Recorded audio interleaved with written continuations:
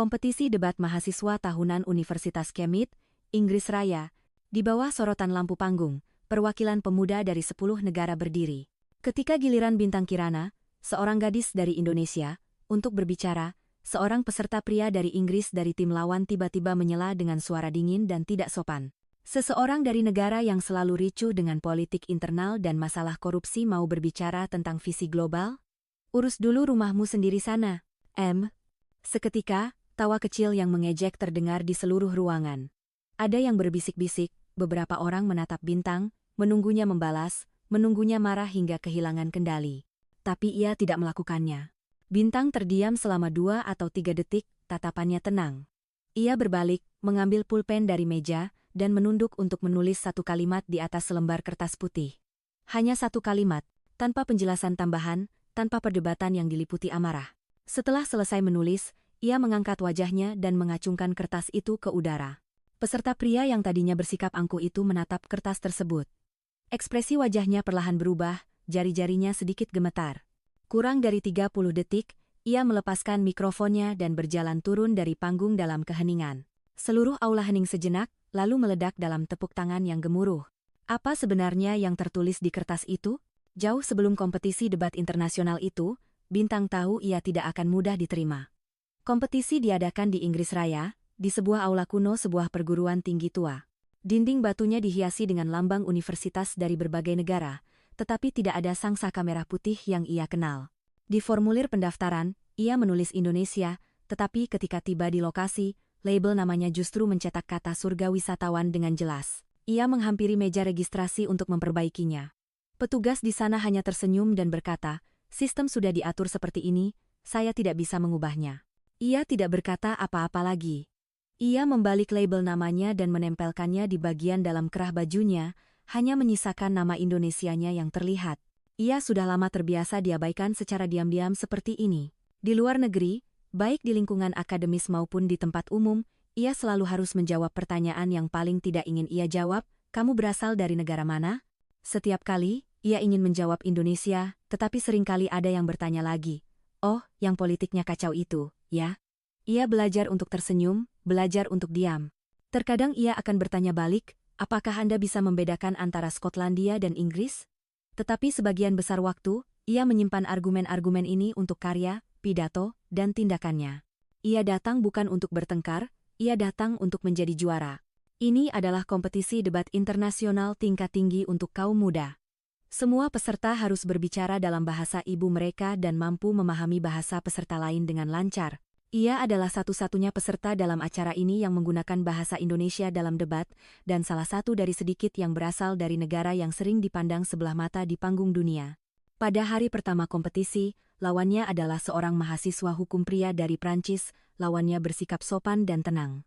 Keduanya berdebat tentang topik, apakah media sosial harus memiliki batasan dalam kebebasan berekspresi publik? Ia mengutip bukti dan studi kasus dari Asia Tenggara. Pesaingnya memuji, "Sudut pandang dan argumen Anda benar-benar berbeda dari kami orang Eropa, tetapi justru karena itulah argumen Anda sangat berbobot." Ia menang dan maju ke babak berikutnya di tengah tepuk tangan meriah. Di babak kedua, ia bertemu dengan seorang mahasiswi doktoral sosiologi dari India.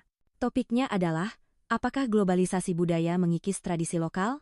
Lawannya berbicara tanpa henti di atas panggung, sementara ia menggunakan gaya yang sederhana, perlahan-lahan menunjukkan celah dalam argumen lawannya satu persatu. Pada akhirnya, ia menutup dengan sebuah pepatah singkat dalam dialek daerahnya yang kental, yang menuai banyak pujian dari para juri. Hari itu, seorang pelatih asal Inggris menghampirinya. Ia tersenyum dan mengingatkan, "Lawanmu berikutnya tidak akan sesopan ini." Bintang tertegun sejenak. Pria itu menepuk bahunya dengan ringan dan pergi. Pertandingan babak ketiga. Lawannya bernama Simon, seorang mahasiswa lokal Inggris, ketua klub debat universitas ternama, dan seorang bintang yang sudah diliput media.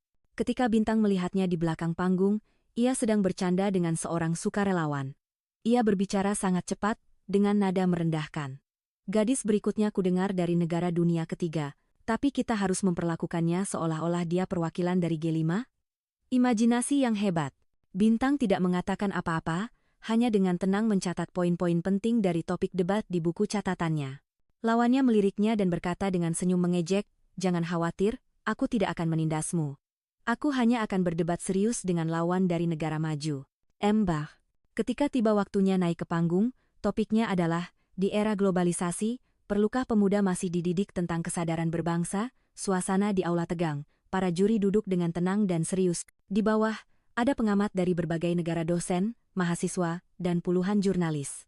Ia telah mempersiapkan diri dengan baik, argumennya jelas.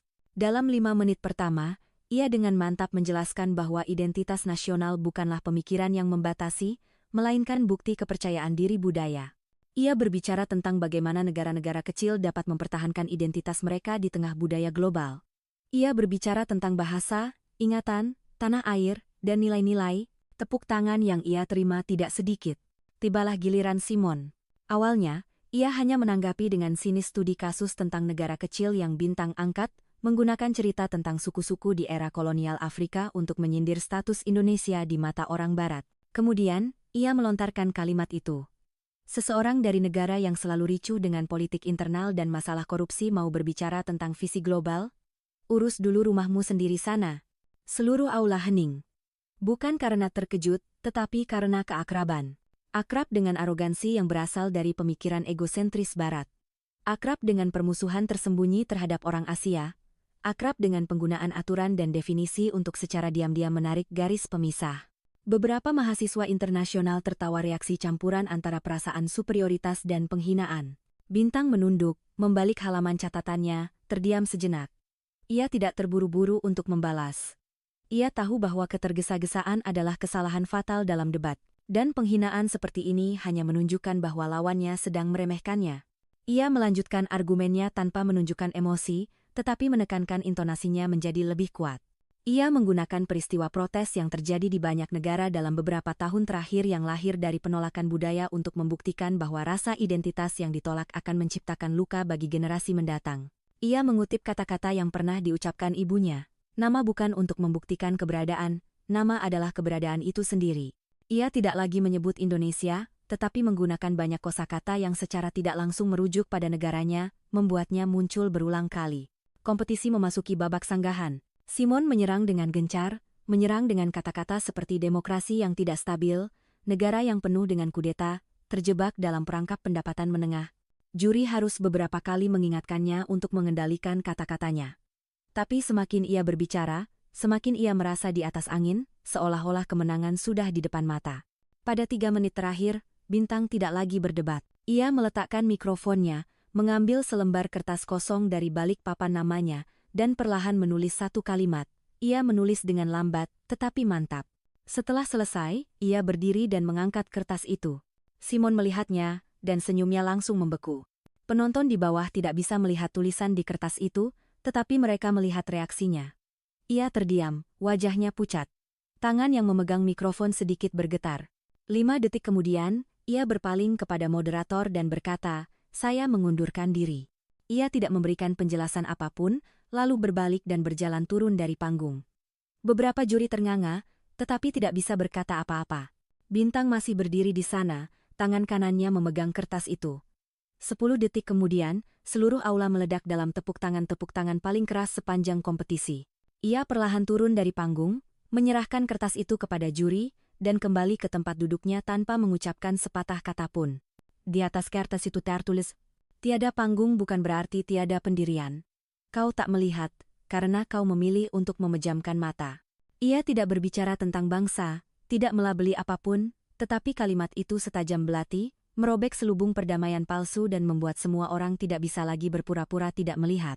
Di belakang panggung, seorang panitia berbisik, "Ini baru namanya debat yang sesungguhnya."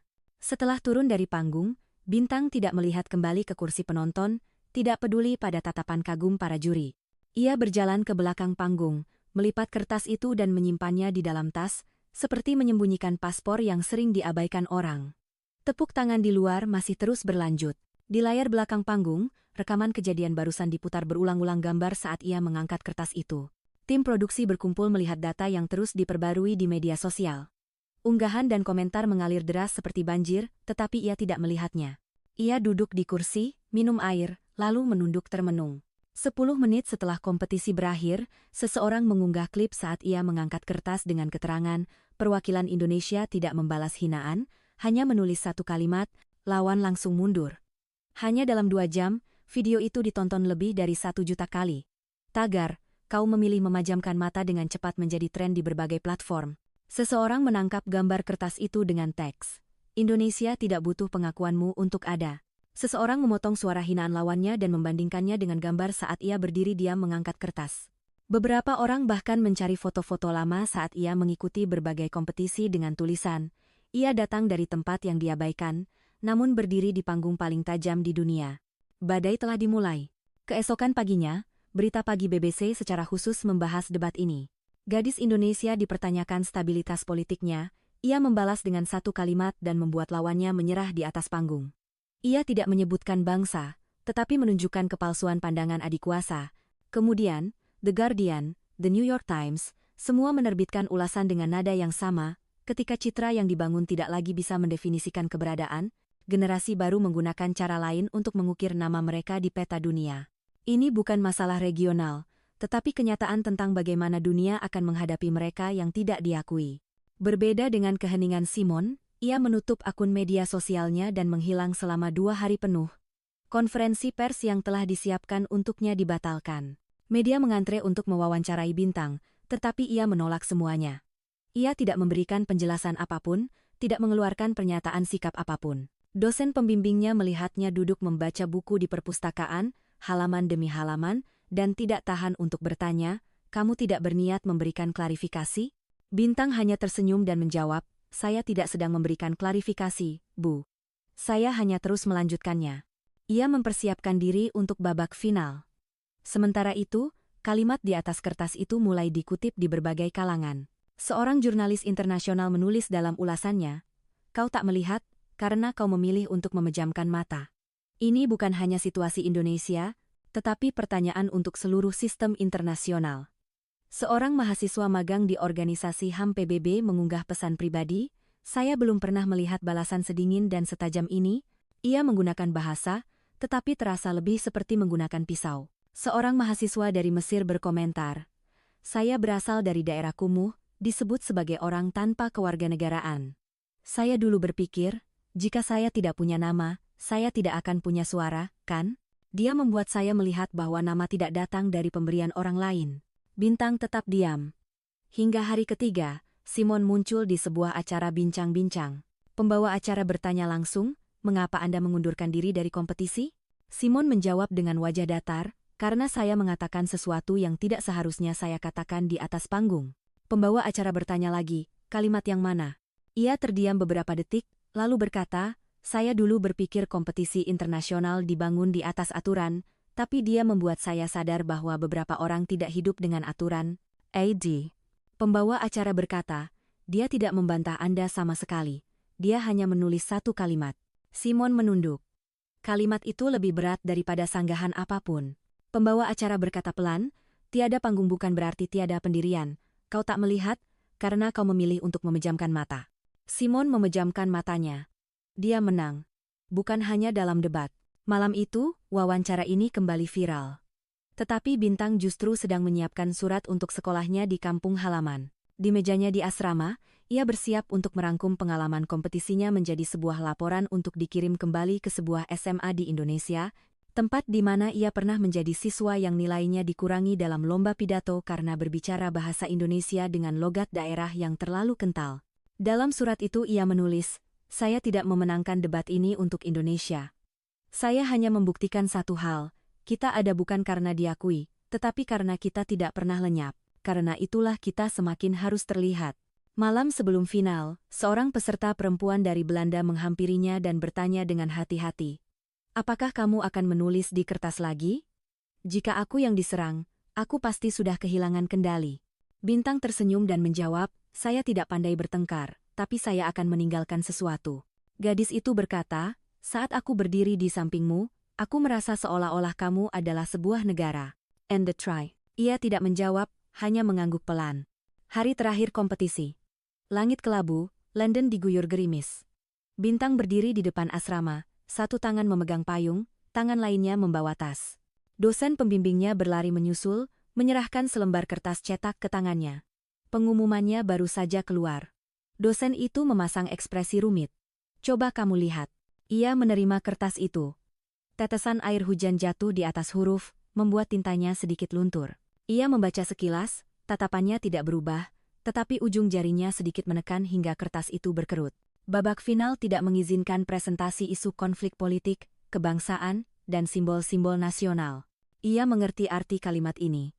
Dan ia mengerti ini bukan pertama kalinya, tapi kali ini berbeda. Ia berjalan memasuki tempat kompetisi. Seluruh aula penuh sesak.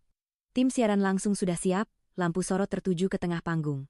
Topik debat final tertulis di papan tulis. Perlukah pemuda masih berjuang untuk bangsa? Sungguh ironis. Pembawa acara mengumumkan urutan pembicara. Dimulai dari peserta asal Amerika. Ia berbicara dengan lancar, dari soal tanggung jawab, kesetiaan, hingga bagaimana bangsa adalah pemberi segalanya bagimu. Kata-katanya penuh dengan semangat patriotisme yang berapi-api dan kepercayaan diri khas Barat. Tiba giliran Bintang. Ia bangkit dan berjalan ke podium. Pada detik itu, seluruh aula hening. Ia menatap ke arah penonton di bawah, menatap ke arah pengamat diplomatik yang duduk di barisan belakang juri. Pria itu mengerutkan keningnya, wajahnya serius. Ia berdeham pelan, lalu perlahan mulai berbicara. Ia tidak menyebut kata Indonesia. Ia tidak mengibarkan bendera, tidak meneriakkan slogan. Ia hanya menceritakan sebuah kisah. Saya tumbuh di sebuah tempat. Tempat yang mungkin pernah Anda dengar, tetapi hanya dari berita, karena selalu dibicarakan dalam konteks negatif. Saya belajar 2 bahasa sejak kecil. Di sekolah, saat kami membaca pelajaran, kami harus membacanya dengan aksen standar. Jika tidak, nilai kami akan dikurangi, tetapi nenek saya hanya bisa berbicara dengan bahasa yang tidak standar itu. Setiap kali saya menirunya, saya akan dikoreksi oleh guru. Ia berhenti sejenak, matanya menyapu seluruh ruangan. Tahun itu saya berumur 7 tahun. Saya mulai berpikir bahwa bahasa yang nenek ucapkan adalah sesuatu yang tidak benar, sesuatu yang salah dan pantas diperbaiki. Setelah dewasa, saya baru sadar, beliau hanya berbicara dengan cara yang membuatnya bertahan hidup, sementara apa yang diajarkan kepada saya hanyalah teknik untuk melenyapkan suara. Penonton tidak tertawa, tidak bergerak. Ia melanjutkan. Kemudian, saya datang untuk berkompetisi di sini. Seseorang mengatakan bahwa tempat asal saya penuh dengan masalah internal, jadi saya tidak pantas berbicara tentang visi global. Saya tidak menjawabnya waktu itu, tapi saya ingin memberitahunya satu hal. Ia berhenti, menatap perwakilan yang duduk di barisan paling belakang itu. Hal yang benar-benar layak diperjuangkan di dunia ini bukanlah bangsa. Melainkan, ketika Anda berkata, saya dari sini, di tempat manapun, tidak akan ada yang menyela Anda, menolak Anda, atau memaksa Anda untuk menghapusnya. Beberapa juri mulai mencatat. Beberapa menatapnya dengan tatapan yang lebih serius. Bahkan pengamat diplomatik yang tadinya berwajah dingin itu mengangguk pelan. Ia tidak menggunakan satupun argumen sanggahan, tidak memakai istilah politik. Pada 30 detik terakhir, ia menarik napas dalam-dalam, lalu perlahan mengeluarkan kertas yang sudah lusuh itu dari dalam blazernya. Itu adalah kertas yang sama dengan yang ia tulis pada hari Simon mengundurkan diri. Ia membukanya, mengangkatnya, lalu meletakkannya dengan mantap di tengah podium. Ini adalah kartu penilaian yang kosong. Pada hari pertama kompetisi, saya menulis satu kalimat di atasnya. Ia berhenti sejenak. Tetapi hari ini, saya ingin ini tidak lagi menjadi milik satu orang saja. Ia mengeluarkan selembar kertas lagi dari sakunya dan menulis satu kalimat. Ia mengangkatnya tinggi-tinggi. Seluruh aula hening. Nama boleh dibungkam, tetapi tak akan pernah bisa dilenyapkan. Tidak ada bendera, tidak ada teriakan slogan, tidak ada simbol. Tetapi pada saat itu, semua orang mengerti dari mana ia berasal dan mengerti apa yang ia wakili. Beberapa juri matanya memerah, beberapa menunduk berpikir. Tepuk tangan mulai terdengar dari sudut terjauh, lalu perlahan menyebar, meliputi seluruh aula. Kompetisi berakhir. Bintang tidak tinggal untuk wawancara dan tidak muncul di upacara penyerahan hadiah. Ia berjalan melewati belakang panggung, melewati kerumunan, mengambil tasnya, dan langsung meninggalkan tempat acara. Begitu keluar, seorang mahasiswa lokal Inggris berlari mengejarnya, menyodorkan buku catatan. Bisa tolong tuliskan sesuatu untukku? Ia mengambil pulpen dan menulis di halaman pertama, aku tidak butuh diwakili, dan aku tidak butuh izinmu untuk ada. Ia membubuhkan namanya, lalu mengembalikan buku itu sebelum menghilang di tengah hujan. 3 hari kemudian, klip debat ini diputar ulang di berbagai media internasional. Judul berita tidak pernah menyebutkan Indonesia, tidak menulis tentang negaranya. Tetapi di kolom komentar, penuh dengan kalimat yang sama, ia tidak menyebutkan bangsa, tetapi membuat kita mengingat namanya. Dua kalimat di atas dua lembar kertas itu diterjemahkan ke dalam lebih dari 10 bahasa. Dicetak di poster kampanye pemuda, materi ajar, dan sampul promosi Forum Pemuda Perserikatan Bangsa-Bangsa. Adapun pidatonya hari itu, kemudian dimasukkan ke dalam buku teks pragmatik di Universitas Internasional, dalam bab berjudul Mereka yang Memilih untuk Memejamkan Mata. Emen. Pada akhirnya, ia tiba kembali di Indonesia. Pagi-pagi sekali di Bandara Soekarno-Hatta, tidak ada upacara penyambutan. Hanya ibunya yang menunggu di pintu keluar. Ibunya tersenyum dan bertanya, "Kali ini, kamu berhasil menyampaikannya, Nak." Ia mengangguk pelan. Ibunya bertanya lagi, "Dan apakah mereka mengerti?" Ia menunduk, tersenyum.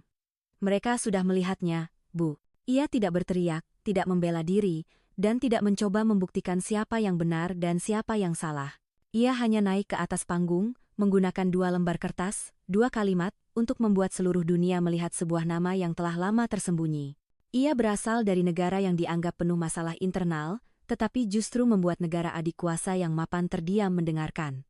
Tidak ada bendera yang dikibarkan dengan megah di acara itu, tetapi ia menggunakan tindakannya untuk memberitahu semua orang, tidak semua keberadaan harus menunggu pengakuanmu untuk bisa terwujud. Kau memilih untuk memejamkan mata bukan berarti kami menghilang. Kau meremehkan masalah kami, juga tidak bisa menghalangi kami untuk naik ke panggung dunia. Ia menang. Bukan hanya sebuah kompetisi, tetapi martabat ribuan, bahkan jutaan, orang yang tertolak. Jika Anda juga pernah ditindas, dilenyapkan, atau ditolak, katakanlah pada mereka, kami masih di sini, kami punya nama, kami tidak perlu menunggu siapapun untuk mendefinisikan kami.